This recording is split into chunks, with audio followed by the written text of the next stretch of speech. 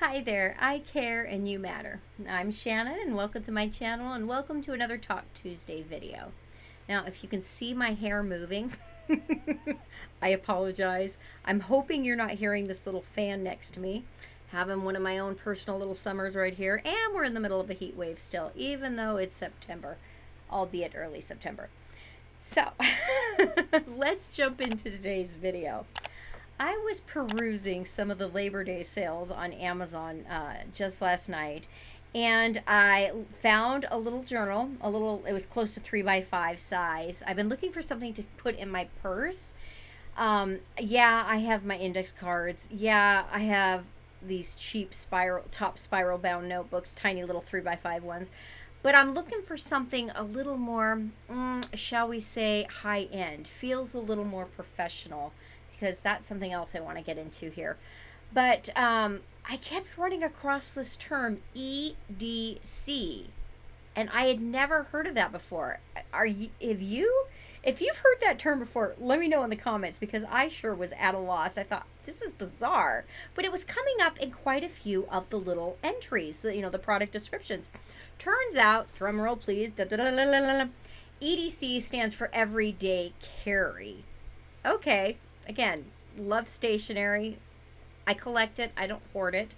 And it dawned on me that that is what I'm looking to do. I need to find some kind of small notebook, some system that I can keep in my purse, keep on my body all the time for everyday carry. In other words, I used to call it my satellite notebook or my satellite stash.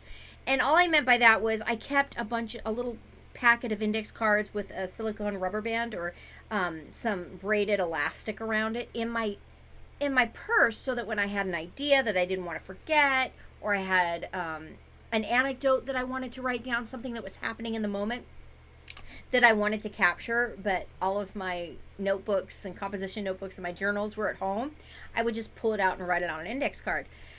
Well, I decided that I wanted to try something different, because I've been really struggling lately, and I think I've shared this before, not feeling like I'm where I want to be. And I know that that's probably an incredibly common feeling, but it stings a lot more than usual now, because I'm in a quasi-semi-empty nest mode. My Nate has flown the coop, which is good, all well and good. However, my Mark will likely never fly the nest, because even if he moves out, he's still going to need help and guidance and care and all that good stuff. So I'm very cognizant of the fact that I need to be capitalizing on this moment here and now in my life, because I'm never going to have more free time or opportunity than I do right now, albeit still working, albeit a caregiver for Mark. I need to prioritize my own dreams and aspirations, one of which is here on YouTube, and the other of which is writing, becoming more prolific, and putting things out into the world, one, that I know I would have benefited from years ago, two, to create connection to others. I know that there have been multiple times in my life where I was feeling incredibly alone, even though I was surrounded by people. And I think had I found the right book, it would have satiated that need for me, so I wouldn't have felt quite so alone. And number three, I want to put stuff out there that I'm proud of, so that Nate someday, should he want to, he can pick up and read books that his mom has written. And, well, I guess number four, I got a lot to share, and I think at least some of it is worth sharing. And so, yeah, that's my goal. So I was looking online, and I came across this term, EDC, everyday carry. And so I'll do a video on the journal I settled on. I'm excited. I think they come tomorrow. Anyway, I'm not even gonna open them until I'm on camera, so we can, you can see my genuine first blush, first reaction as I'm opening it. But I'm excited to get these because they were very economical. It was 4 for $10, making them $2.50 a pop. And I love the look of them online. They looked very professional, and had great ratings. But why did I want something professional? Because I realized, you know how they say dress for the position you want? Well, I think sometimes as well, at least for me personally, as an aspiring writer, it's so bizarre because I am traditionally published. I'm traditionally published. I'm a curriculum writer and I've been doing it for 16 years. I publish my own books online. Why is it that I don't feel like a writer? I don't my idea of success is not making millions. It honest to God is not. I don't have to be a Stephen King, nor do I want to be. I don't want that. But I want to feel like it's more of a reality, less than a dream, or less than an aspiration. Does that make sense? I want to have it tangible. I want to feel like I've arrived. Does that make sense? I feel like my son Nate, at 20 years old, has arrived. He had his goal, he went for it. And it's funny because I can remember the day that started that for him. He walked, one of the best things I ever did was keep my mouth shut. I was folding laundry in our room. He was going 5th grade, going into 6th grade. It was that summer. And he plopped down on a chair in my room and he said, "Mom, I wish I could just be done with school." And the best thing I did was bite my tongue because I admittedly thought he was going to go on a rant about how much he hated school, didn't want to go back to school, it was too hard or it was boring or whatever. And instead, I asked him why. I didn't lecture. Instead, I asked an open-ended question to get more out of him so I could understand where he was coming from before I was a full-on fire hose of, mama lecturing. And he said, "Because I'm tired of learning about stuff I don't care about." He goes, "I understand why, but I just can't wait to learn about the stuff I want to learn about." And I thought, oh, wow, the boy's just curious. And I said, then don't.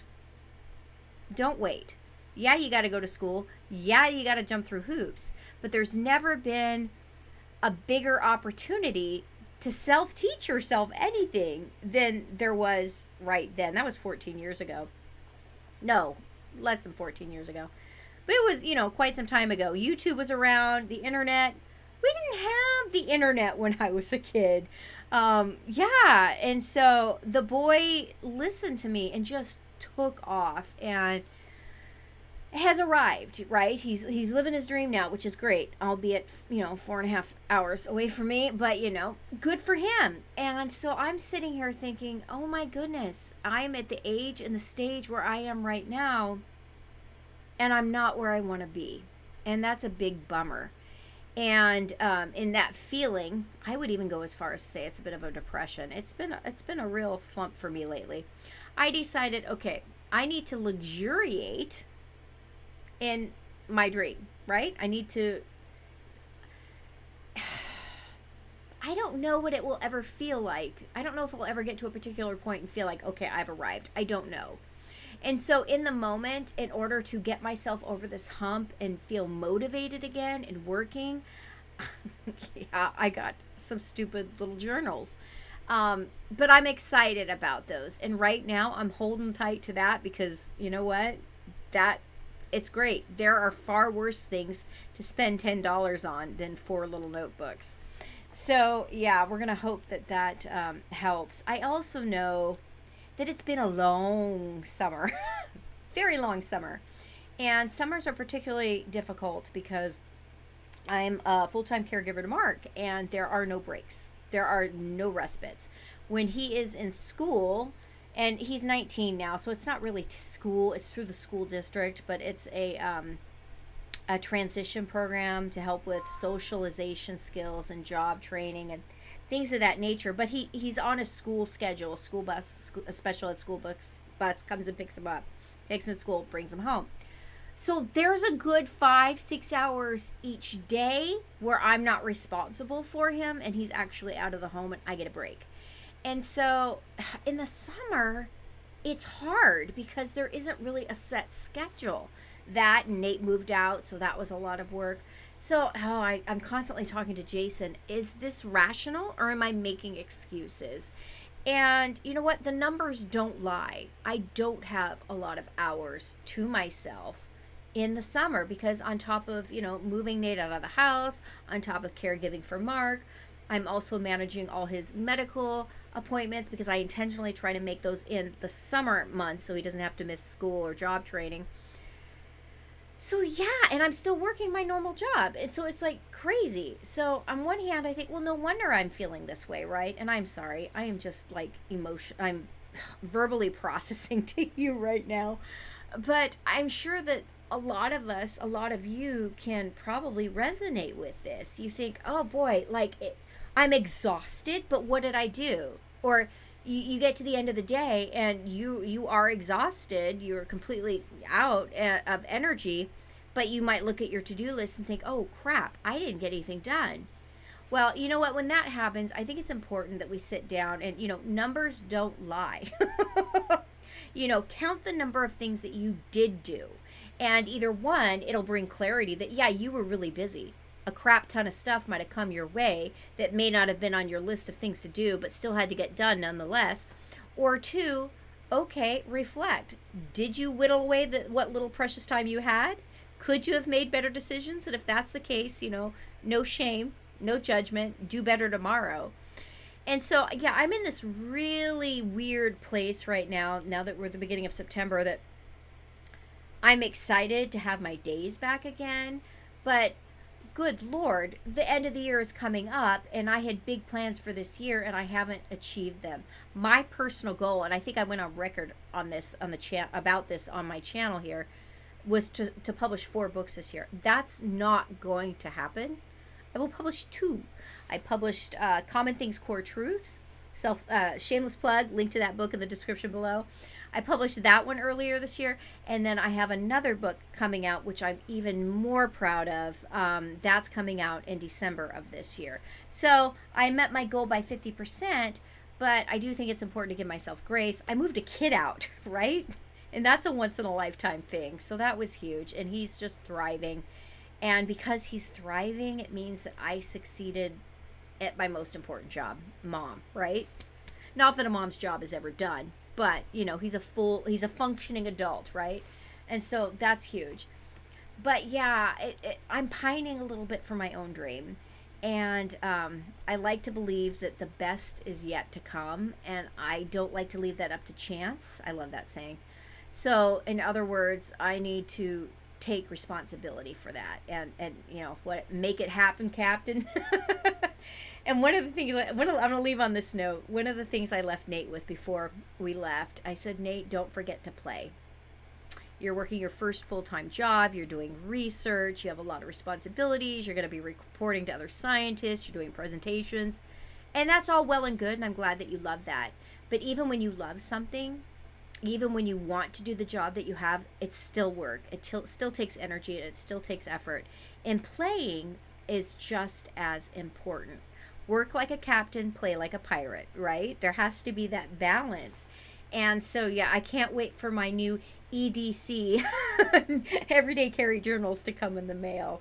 So I'm going to leave this here because it's the beginning of the new school year. And to me, in a lot of ways, I've shared this before, it feels like a new year to me, more so than January 1st. And so start your new year off right by finding a way to make your own personal dream reality. Make it feel like you've already arrived. Dress for the role that you want, or dress for the job that you want. So act like you're already living in the midst of your dream, and I think finding the motivation to keep going becomes that much easier. So yeah, if you've watched this, if you watched the entire video, thanks for sticking around. I hope you have a great week ahead, and until next time, I will see you later. Bye-bye.